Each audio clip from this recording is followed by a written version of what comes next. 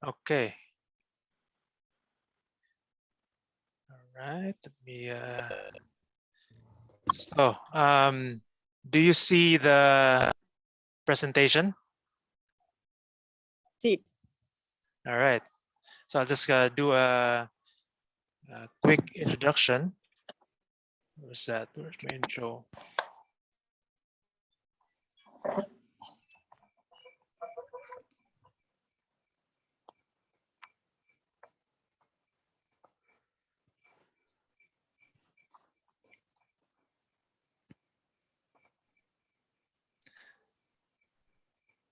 Okay.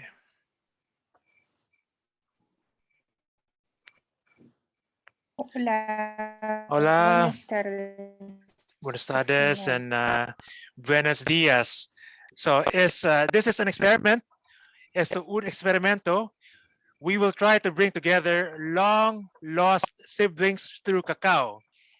Enteramos unir a hermanos perdidos hace mucho tiempo a través del Cacao. For 245 years, Mexico and the Philippines traveled together through history. Durante 245 años, México y Filipinas viajaron juntos a través de la historia. And you can see this in our plants. No? The Philippines received cacao and avocados. In exchange, Mexico got coconuts and mangoes. No?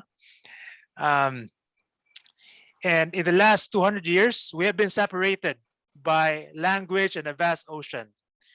But those of us in the world of cacao and chocolate, the connection was never broken. No? So cacao is our connection.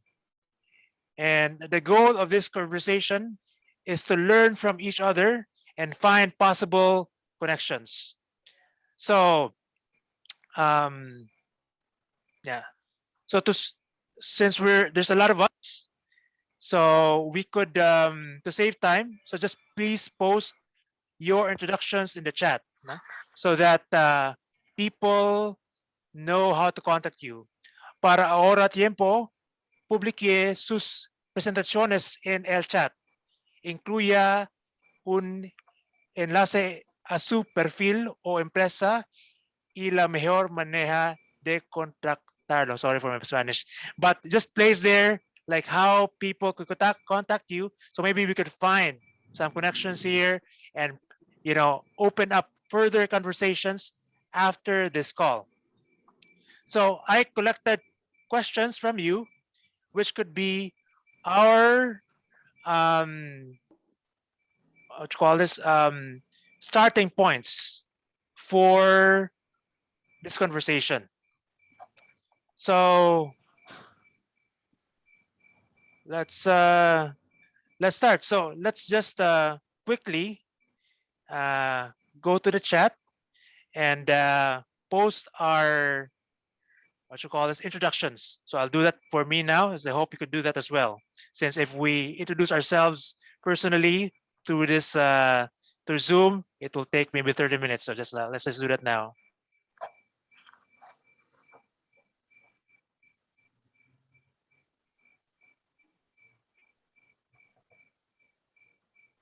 Nice Spanish, Khalil. Thank you. I had practice, 1 month of practice in Mexico. Cool. So let me show you. So this is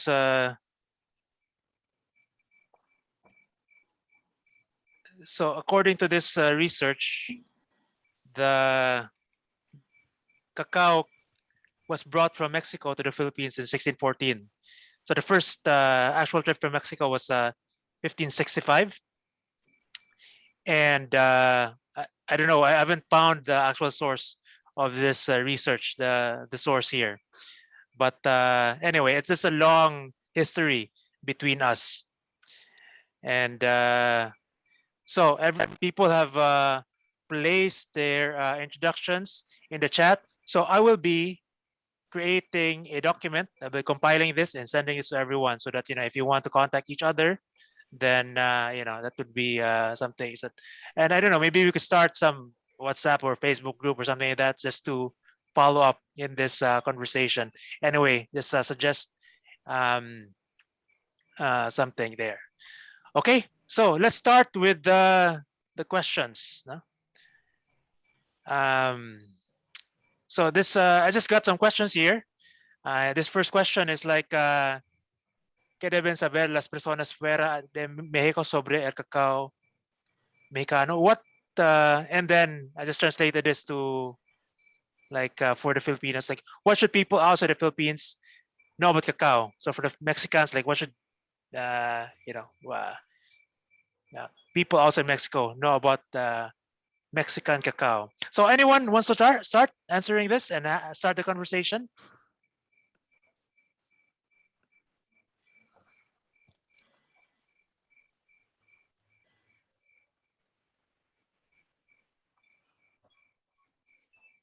Haré la traducción, Khalil, ¿está bien? So I will start with the translation of the question. Khalil acaba de preguntarnos a todos sobre qué es lo que deben de saber las personas fuera de México sobre el cacao mexicano. Entonces, cualquier persona que quiera compartir sus palabras, tanto yo como Alma, vamos a ayudar a traducir lo que nos manden en los mensajes o lo que hablen en el audio. Saludos.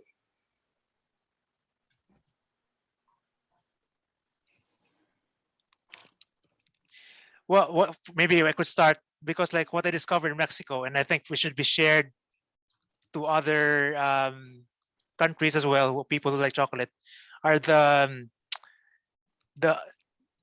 traditions of consuming chocolate, which are not as widespread.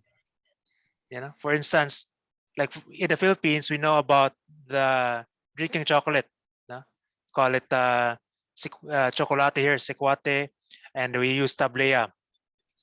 And then, but for instance, I was able to try pozol in Tabasco. It was very fascinating, and also like food with cacao, like moles, no? So that's I think more people should know about that. And for the Philippine side, so we have a very long tradition of pairing drinking chocolate with for instance rice pastries, and also sometimes you have mangoes, and then sometimes you have this champurrado, and you place some salty fish. So those are this interesting kinds of pairings. Might be interesting for other people interested in cacao as well. So that's my what you call this answer to that. Before we go to Marie Carmen, you want to translate that, Alma or Herman? Bueno, a ver, Alma, si me confundo, igual me ayudas un poquito. Para las personas que escucharon a Khalil, él quiere conocer pues un poquito más allá de la historia que nosotros como mexicanos tenemos en torno al cacao, porque precisamente él hace unos meses vino a México, donde conoció a varios de ustedes, y se dio cuenta que la forma en la que consumían chocolate y cacao en las Filipinas, pues no tenía ninguna relación pues espiritual, ¿no? Sino que solamente era un producto pues para hacer repostería, para hacer algunos postres. Entonces, como que en Filipinas no existe una conexión tan profunda con el producto a como nosotros lo tenemos aquí en México. Entonces, creo que, bueno, en pocas palabras ese fue el mensaje, si no estoy mal, Alma. Y bueno, pues ahora sí que si quieren le podemos dar la palabra a María del Carmen, que nos va a compartir un poco de lo que ella conoce sobre el cacao y el chocolate, y con mucho gusto aquí estamos para ayudar a la traducción. Muchas gracias. Buenas tardes y un gusto, Germán, coincidir con ustedes. Pues un saludo a los compañeros en Filipinas. lo que quisiéramos que se conociera del cacao mexicano allá es que pues el cacao es para nosotros un alimento que tiene ahorita un cuidado en la raíz cultural que significa para México, pero tiene ahorita un gran dinamismo para las nuevas generaciones porque el realce que hay en este momento se está dando precisamente por jóvenes. Entonces, pudiéramos decir que es uno de los tantos alimentos que en México ha sobrevivido y se sigue resaltando gracias a una resistencia cultural para cuidarlo, para preservarlo, no solamente en los sistemas de producción, sino pues estos sistemas de producción dependen de que preservemos la parte del consumo y la parte de la cultura que hay en torno al cacao. Pues eso es lo que a lo mejor nos gustaría que supieran, que en México está pasando. Hay una historia, a lo mejor algunos pensamos que todavía, digamos, poco honrada porque tenemos muchos desafíos, pero que ha sido una resistencia, sobre todo de las comunidades productoras y consumidoras que han permitido que pues, sistema agroforestal sobreviva y que lo tengamos ahora como un producto tan vasto en formas de consumo. Gracias. Perfecto. Alma, ¿quieres tú hacer la traducción? Okay, so I'm going to start with the translation for the friends in Philippines. Maria del Carmen has speak about two important things about the chocolate and cocoa culture here in Mexico. One, and the first one that she was talking about is about what is happening today with the chocolate industry in our country. That right now, most of our cocoa culture has been supported by the new generations that have been looking the way to keep maintaining the traditions with the chocolate procedures, with the cocoa preservations, with the professionalization of the agroforestal systems that we have in the country. So right now, if you want to know something about the reality of the cocoa here in Mexico, is that right now it has been supported and boosted even more by the new generations. And historically talking, Maria del Carmen has told us that as well is known, that Mexico has a very deep culture about cocoa, that it involves the communities from Mexico that from a lot of years ago they have supported the agroforestal systems because of the ancestral knowledge that some of the communities they have, and the relationship with the cocoa in the Mexican cultures have a lot to see with some of the traditions and the rituals that our ancestors were used to do. So that is like a very general context about what is happening right now with the cocoa and the chocolate industry here in Mexico, and some of the reasons why it is important for our culture. Yeah, and then I think the key word which I got when talking to Mexican folks is the cacao tal.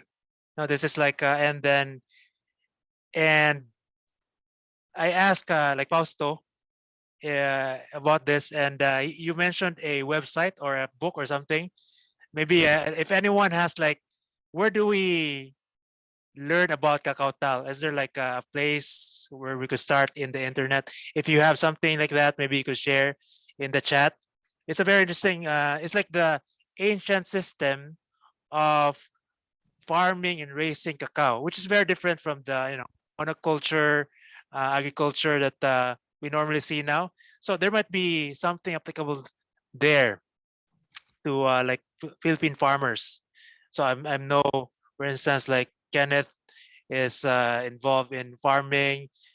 Folks from Oro as well are also heavily involved with farmers. So if you have some resources where we could learn more about cacao tal, that would be awesome.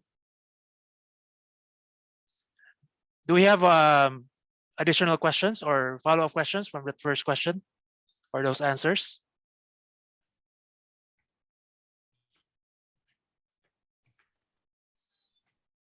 Fausto is raising his hand. Also, Sí, hola Khalil, hola a todas, todos. O sea, creo que el tema que mencionas es importante, pues, ¿no? O sea, ¿qué vuelve característico el cacao en México? Y, o sea, es un producto importante culturalmente, pero el sistema agrícola ahí también, o sea, funge una cualidad también importante, ¿no? O sea, como lo decía Mari Carmen, de permanencia en el territorio, y esto que se le dice el sistema agroforestal de cacao o cacao tal, o sea, es una esperanza, pues, ¿no? O sea, que era lo que platicábamos. Una esperanza de alimento, una esperanza, o sea, que también sustenta la vida, tanto puedes obtener vivienda, o sea, un recurso para obtener vestido, pero también es un lugar de esparcimiento. Y creo que eso vuelve característico al cacao y a su sistema agrícola en México. Y un poquito complementando las pláticas que tuvimos acá y lo que estaban mencionando y lo que mencionaba Maricar. Okay, so Fausto has said that the cacaotal is the word that we use here in Mexico to make reference about the place where the cocoa is growing. So for the communities here in Mexico, these places are very important because they represent not only the place where the cocoa is growing, but a place where the kids can play, where the people can be living in their communities, where the people can even build their own houses. And at the same time, here in Mexico, the agroforestal systems are very important because they promote not only the production of cocoa itself, but they also promote the preservation of the wildlife that we have in the regions that we are currently having or growing cocoa. So these kind of practices have allowed the people to keep succeeding and to keep improving their lives through the production of cocoa, but at the same time respecting the nature that is around it.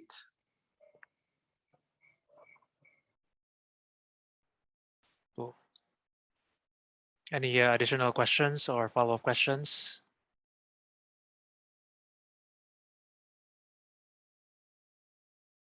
Okay, so the next question here is this is ¿qué significa el cacao para ustedes? What does cacao mean to you? So anyone want to answer that question? What does cacao mean to you? I would like to hear from the Filipinos. Está preguntando que qué significa el cacao para nosotros, pero queremos saber de los filipinos, entonces a ver qué dicen. Khalil, can I share? Go ahead, please. I think for me personally, cacao and making chocolate is represents freedom, because typically we export cacao, right, to Europe or to Western countries, and making chocolates in our own country is for me freedom that we can express and also improve the local economy in our respective countries. Kenneth, That's really beautiful. Sorry, yeah. Please go ahead, Alma. I was going to translate it because that one was really easy. Entonces, lo que estaba diciendo, what was his name? Can you say that again? Kenneth.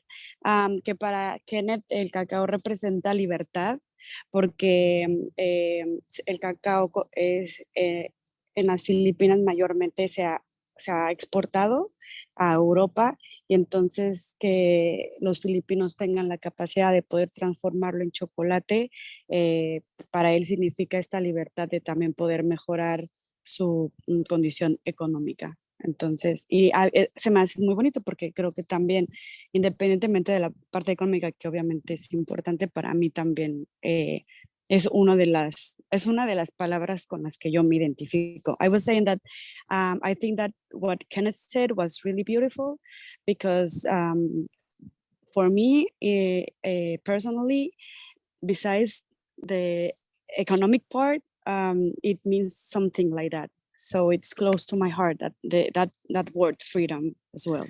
Yeah, you should hear each other's stories, Kenneth and Alma, because it's the same. So you're both from. So Kenneth used to be in Manila, the big city, and transferred to Davao. And Alma is the same. No, it's the same story. You know, we just connected. My Filipino brother. Anyone else who wants to add to that question? Answer to the question? Yes, yes. Yes, From hi. Mucho. Well, hola, sí, soy Ana Rita. Pues un gusto ver caras conocidas. Gracias, Mari, por la invitación. Y Khalil, we've been very excited about your book y muy entusiasmados con la comunicación con Filipinas. Y bueno, para nosotros eso es lo que es el cacao, es comunicación. Para nosotros es pues, un lenguaje que nos permite comunicarnos en muchos temas y hablar con amigos como ustedes y entender pues la existencia, ¿no? Misma de otra manera. So for us, it's an understanding and a language, understanding of nature and understanding of life. So, un lenguaje para nosotros. Y gusto. Yeah, we have like an international language of Cacao here, even though we speak in different languages. No, we could communicate because of our shared interest and passion. Anyone else wants to? Yes, you go. Yes. Hi, Khalil and everybody. Bueno, para nosotros el cacao es un producto que en nuestra zona pasa a ser, a mi gusto, más allá que un alimento, y es un producto que es ceremonial, que se usa en días especiales, en velorios, en el Día de Muertos. Es un producto que anima al ser humano, ¿no? Está comprobado que tiene pues compuestos que te ponen más contento, te ponen más feliz, que van más allá de una simple nutrición.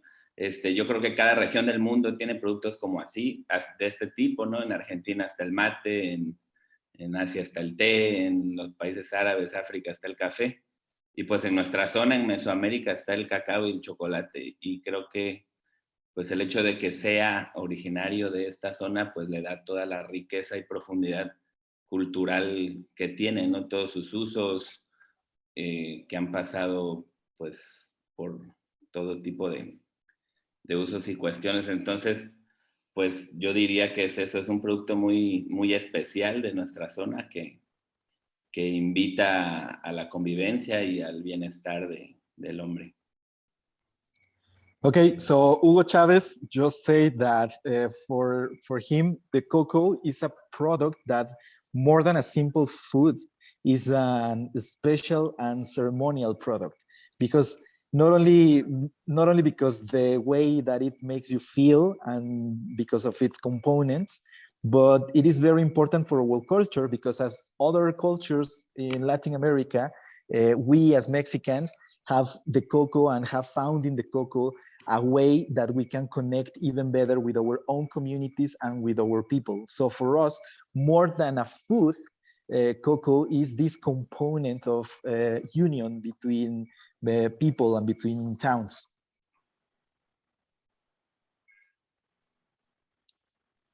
Awesome. Any other additions before we move on to the next question? All right.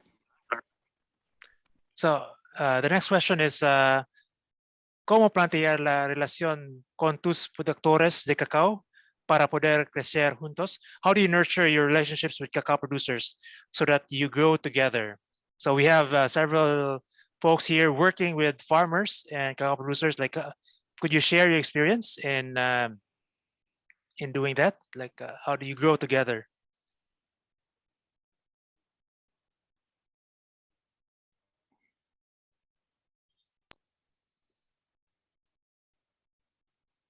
So anyone wants- ¿Traduzco? Should I translate? Ahora, que si alguien que tenga relación con productores puede platicar de cómo nutrir su relación con productores de cacao. Que si alguien quiere comentar en eso.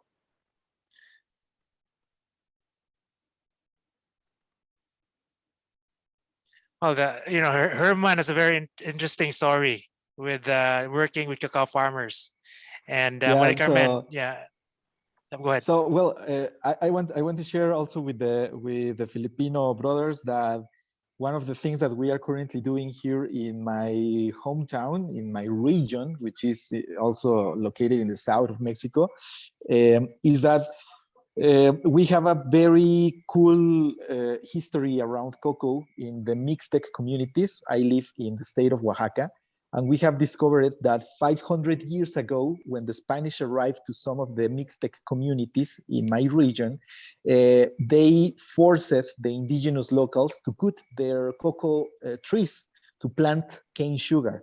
So one of the things that we are currently doing is to discover in the local communities some of the cocoa trees that survived through all these years to recover it.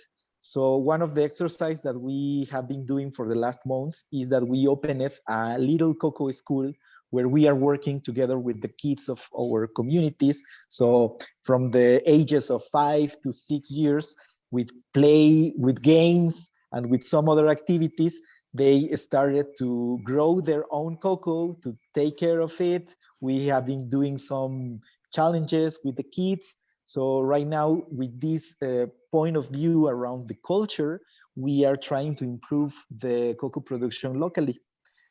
Para las personas que más o menos conozcan lo que hacemos, nosotros aquí en la Mixteca conocimos una historia muy interesante en la cual hace 500 años se tienen escritos donde en la región Mixteca, en Oaxaca, se tenían árboles de cacao que fueron cortados cuando los españoles llegaron forzando a los indígenas a sembrar caña de azúcar. Entonces, hace unos cuantos meses comenzamos un ejercicio que se llama la Escuelita del Cacao, donde estamos trabajando con niños de 5 hasta 12 años, dándoles capacitación en torno al cuidado del cacao para que ellos, a través de juegos y de dinámicas, puedan encontrar una conexión importante con su cultura cacautera en la región y podamos preservar la tradición y la planta local. Hey, Herman, if you could share links to the Escuelita de Cacao, that would be great. It's a very interesting project. Yeah, for sure. On the chat, I will share it. And Maria Carmen, you raised your hands. Pues nada más comentar que, bueno, Orgánicos de la Chontalpa es una organización de pequeños productores. En México, la producción de cacao está en manos prácticamente de pequeños productores. Estamos hablando de que los productores tan solo tienen un promedio de 1.7 hectáreas o menos de 2 hectáreas en promedio, en general en México. Y ahorita pues un tema o un desafío que tenemos pues es la parte de expansión generacional de la parte de producción, porque como decía, todo un tema de resistencia ha sido pues que los cacauteros, que ya es gente mayor, estén resistiendo, sosteniendo la producción de cacao. Finalmente esos productores que son mayores, que ya son adultos mayores, son los que sostienen la producción y hay muchos retos de hacer esta transición generacional para la producción. Y yo creo que ahorita un tema en común que tenemos, yo esta semana veía noticias de África, en donde África está discutiendo con Europa cómo pues cómo de alguna manera fortalecer, ¿no?, a los productores de cacao. Y al final ellos decían, pues es que todo se reduce a que todas las exigencias que hay en el mercado de sustentabilidad, de productividad, de eficiencia, tienen que reflejarse en una mejora del nivel de vida y en el ingreso de los pequeños productores. Porque si no es así, sigue habiendo una gran desconexión y distancia entre el mundo del chocolate y el mundo de los productores de cacao. Yo creo que pues ese es el desafío. En México, afortunadamente, los productores de cacao son dueños de sus tierras. Hay una participación de trabajo familiar, ¿no?, en el sostenimiento de los cacautales, y esto es una fortaleza. Y obviamente, aunque los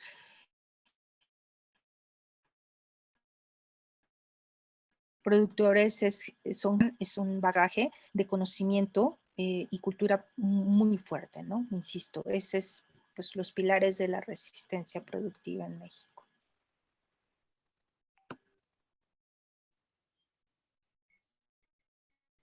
So, Alma, do you want to translate or I can do my not? best, but me cruzaron los cables. Okay. Okay. So Mari Carmen was saying that one of the that here in Mexico, most of the production of cacao belongs from the small farmers and pequeños productores, and those small farmers are usually really old. They are like 70 years old. So one of the big challenges here in Mexico is actually the generational succession, because the youth, the young, are not like, because in the economic part, cacao is not a very attractive business for the young generation. So that's why right now here in Mexico, that's one of the big challenges that we have. And actually, just like a big parenthesis, I believe that this project that Germán is talking about, I think it's amazing, because that is actually one of the biggest problems that we have here in Mexico. Cacao as a business is not attractive because if you compare that, for example, here in Tabasco with the oil, it's like there's no comparison between how much you can make, even though they own the land, as Carmen was saying, that here the small farmers own the land, but even though they work on cacao and they are the owners of the land, there's no comparison on how much they made by working with the plantation for the cacao tal than if they go to the cities or to the oil things. I don't know how to say it, the oil plataformas. I'm sorry. Yeah, so another thing that Maria said is that in comparison with other countries that are producing cocoa in the world, Mexican field is owned by the farmers.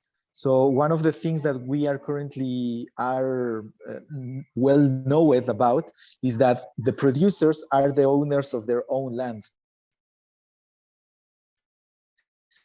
So what Maria said is very important, because here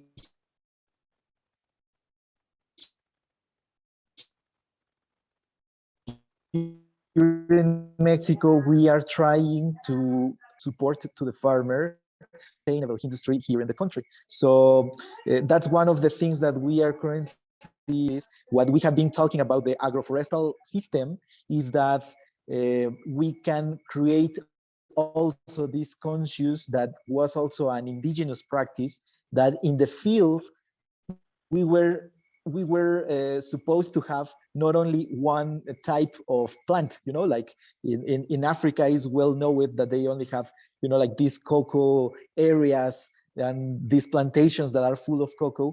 Here in Latin America, we are trying to support the plantation of different varieties of plants and trees. So when you come here to Mexico to see a plantation of cocoa, you will see different varieties of plants, like you are going to see cocoa growing, vainilla growing, other fruits and vegetables growing around. So those are some of the important activities that we as Mexicans are trying to keep supporting in our field. From the Philippine side, well, Oro is working with so many farmers. Anything to share, Kelly and colleagues? on how to Hola a todos.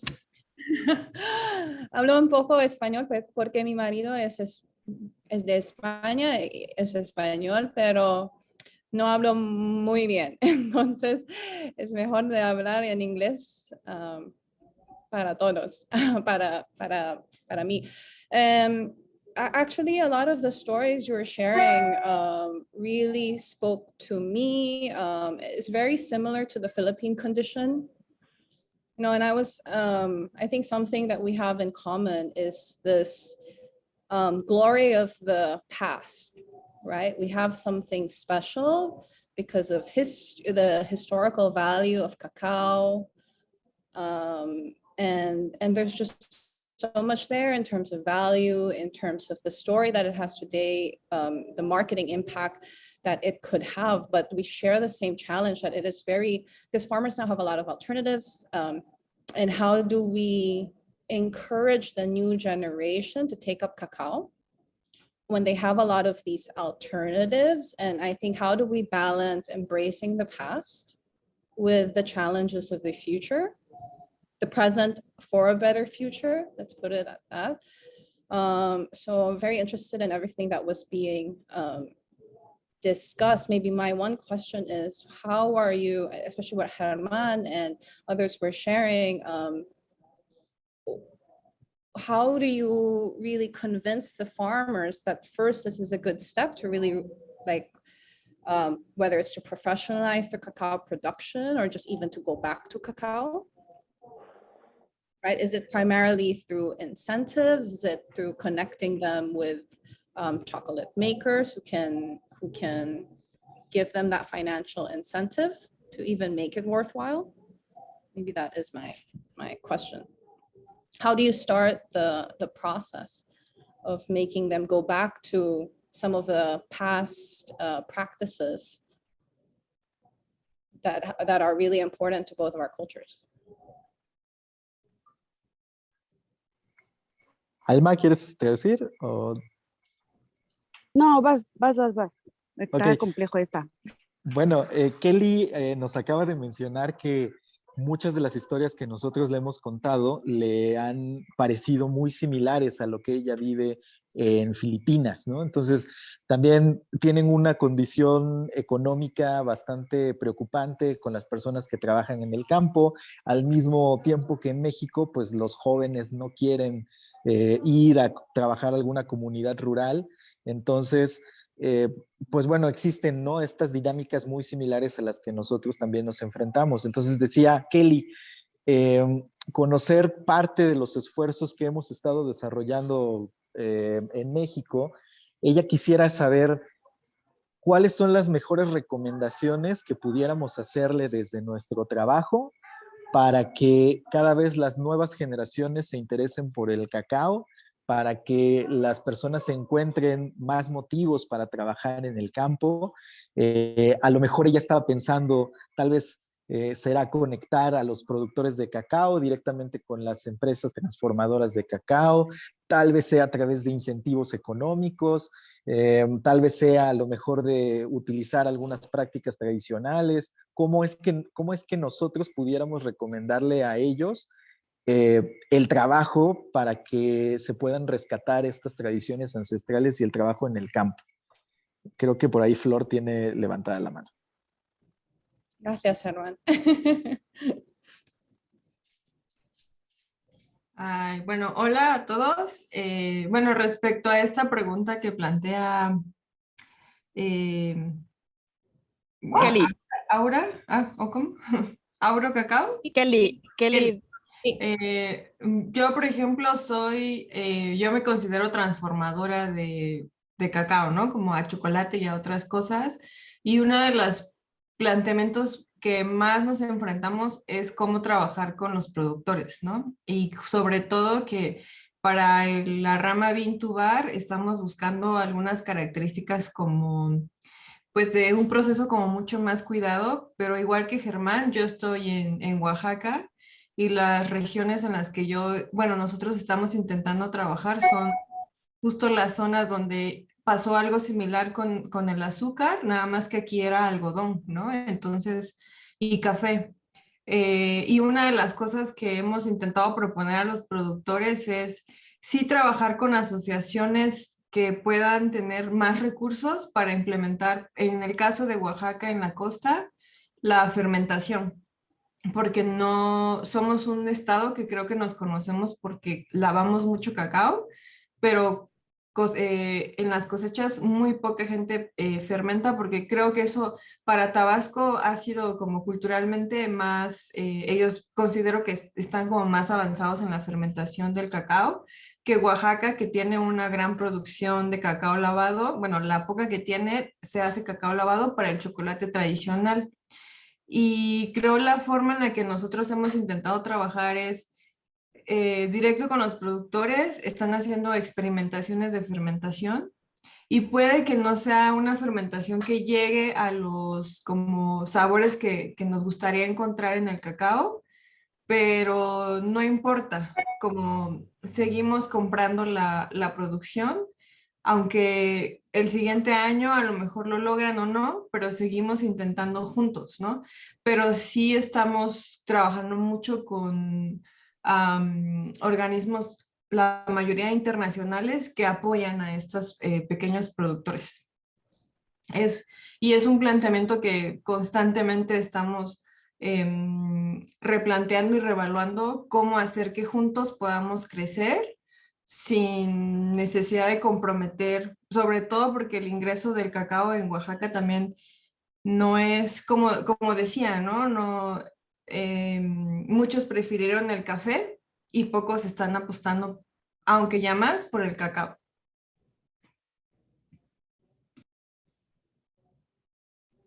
Bueno, so Flor has said something that is very interesting, what is happening right now in the cocoa industry in the state of Oaxaca. For the Filipino brothers that doesn't know where we are talking about, we, just to give you a context, the states that produce the largest amount of cocoa in Mexico are Tabasco and Chiapas, that are located in the south of Mexico. And Flor and me, we are from the state of Oaxaca. Oaxaca is only producing in professional terms, we are producing only the 1% of the cocoa that Mexico is producing every year. So Flor Eras has told us that she is a transformer of cocoa. She is making bean to bar.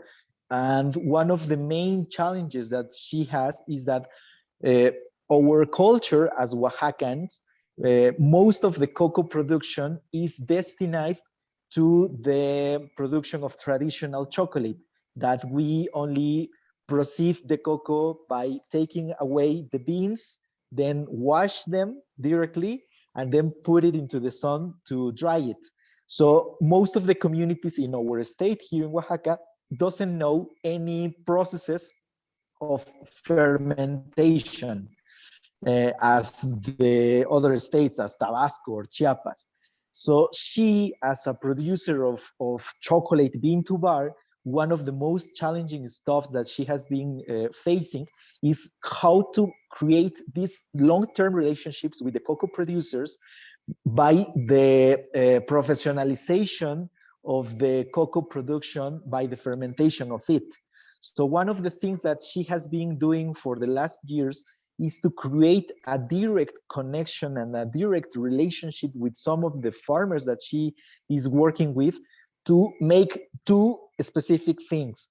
One is the preservation of the local cocoa, because as I told you that in my region, the Spanish pushed the locals to cut the cocoa trees to plant cane sugar. In the region that Flor is working, the Spanish people forced the locals to cut the cocoa trees and to plant coffee and cotton.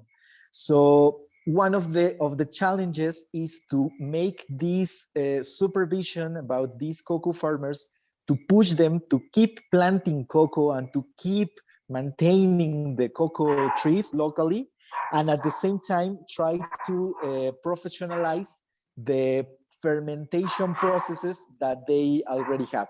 But she is doing this by a direct relationship with the producers. So every year she is like supporting these cocoa farmers to check it out, the fermentation processes, and every year with the harvest, they are improving continuously these kind of processes. But as she told us, even if they doesn't have like a very cool product, it doesn't make sense if she doesn't make this follow-up to the farmers. So this is a 24/7 work that she has been doing, working together with them, and by fail and try, she has been trying to not only produce more cocoa, but to keep more relationships with the cocoa farmers.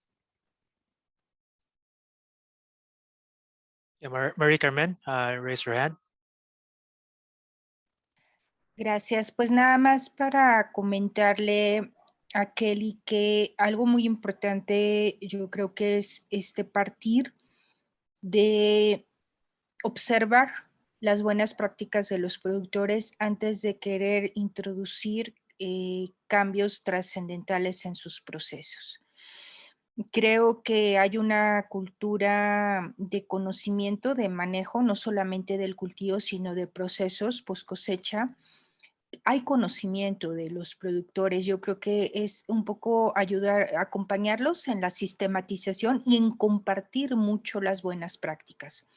Yo estoy segura de que la innovación se da primero en las fincas, con los pequeños productores. Entonces, lo que hay que hacer énfasis es en difundir esos buenos resultados, esas buenas prácticas, y también no caer en complejizar los procesos. Hay que ser muy realistas en las capacidades reales de cada familia de productor para proponerle cambios. Yo acá en México a muchos compañeros que luego quieren de alguna manera acelerar los procesos de cambio hacia variedades, hacia procesos. Les digo, los sistemas que adopte el productor tienen que ser adoptados a sus capacidades financieras, de trabajo, culturales. Y hay que ser un poco pacientes en ese proceso. Sería What Mari Carmen said is that, first of all, in the case of our region in La Chontalpa, she recommends first to wait and see what are like the practice that the farmers have, because as this is like an old tradition, the farmers have some knowledge of how to work with the cacao. And then she said that ay, Germán, si digo algo ahí atrapeado, dime si estoy mal. She said also that she has some of her friends or partners that start like telling the small farmers how to change cacao variety or like fermentation process, but she believes that we have to stay realistic and to make a follow-up with the farmers according with their capacity, economic capacity, and and the time they have to invest in this kind of new process. And I don't know if I'm missing something else. Yeah, it was perfect. Just like to summarize, the comment is like, first learn about the processes of the locals because they already know how they are growing their own cocoa. Share good practices, but go step by step. Don't try to go so fast because most of the communities already know how to work their own cocoa. Another thing that she said is like good fermentation processes usually happens in very little scale, in little fincas. And the last thing that Alma just said perfectly is like step by step, try to adapt those changes according to the financial and cultural chances for those communities. Don't try to go so fast making those changes. And I think that Fausto. Sorry, just something to add to this comment is because I believe that maybe we need a little bit of context. As Germán was saying, here in Achontapa, we have a lot of tradition of, since a long time ago, there have been a lot of farmers. So in comparison of what is happening in Oaxaca, the small farmers that we have here, they stay with their cacao tales because they have like a special connection.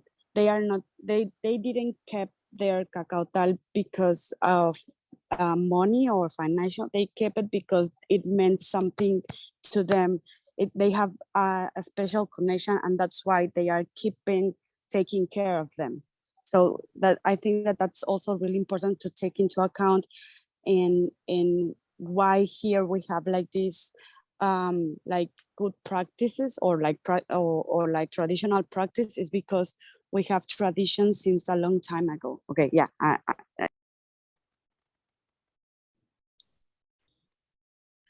I think Fausto wants to say, but sorry, one thing is I'm so struck by that because here is the same, the sentimental value as to why cacao still exists is very, very strong, more sometimes than the financial. But I think for newer generations, that sentimental value is disappearing. So is to also combine the financial motive with the sentimental is quite important. I have more comments, but I think maybe Fausto wants, because I know he had raised his hand. Fausto, hola. Hola. O sea, creo que sobre estos temas, o sea, está la parte sentimental y algunas otras de la importancia del cultivo biodiverso, pero hay un tema, o sea, que se nos escapa en cuanto a cacao y chocolate mexicano, me parece, que son los precios que se comercializan las semillas mexicanas y que son semillas que perciben un costo alto, ¿no? O sea, por lo menos, por ejemplo, acá en la Ciudad de México, o sea, es difícil que puedas conseguir incluso semillas lavadas de buena calidad abajo de los $4, ¿no? O sea, eso ya vuelve en sí mismo el mercado mexicano un tema ahí distinto a lo que pasa en todo el mundo, ¿no? Y de ahí nos vamos, o sea, de que el cacao lavado puede llegar a los $6 y los buenos cacaos fermentados hasta entre los 5 hasta los más $15 probablemente, ¿no?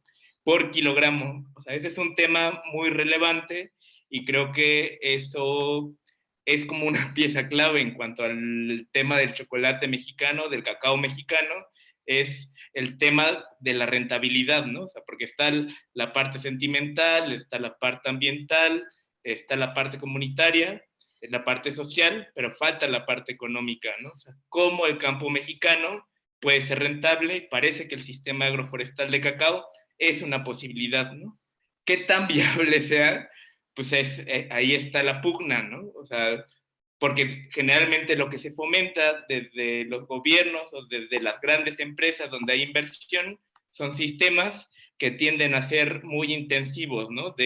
Donde puedes obtener mucho rendimiento productivo, pero a final de cuentas a bajos precios, ¿no? Y creo que ese es uno de los temas complejos, pues, que hay ahora en los últimos años hay un intento de fomento a sistemas agrícolas campesinos que es importante. Ahora falta el compromiso de los transformadores de cacao de pagar esos precios, ¿no? O sea, de pagarlos y mejorarlos, porque además es un tema conocido, ¿no? El chocolate, la industria del chocolate es sumamente inequitativa, ¿no? El 3% llegan a los productores de cacao, ¿no? Yo creo que acá en México una pieza de chocolate está rondando el 20 o el 30% del valor final de una pieza de chocolate y que es muy importante, ¿no?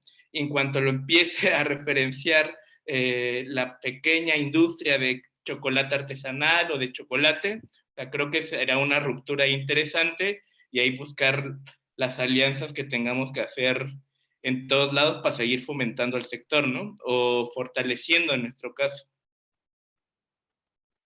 Perdón.